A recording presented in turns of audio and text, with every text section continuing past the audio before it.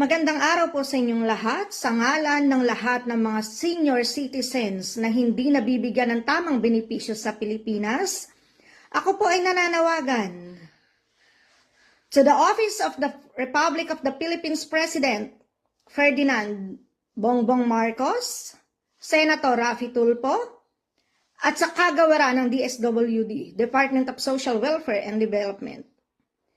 Bakit po hindi niyo pagtuunan ng pansin ang problema ng isang tambak ng mga senior citizens sa buong Pilipinas?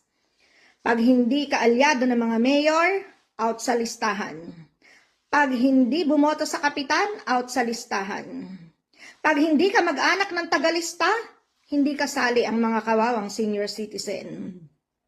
Makinig po kayo dito, mahal na presidente, napakaraming senior citizen ang hindi nakikinabang sa programa ng ating gobyerno, na dapat sila yung mga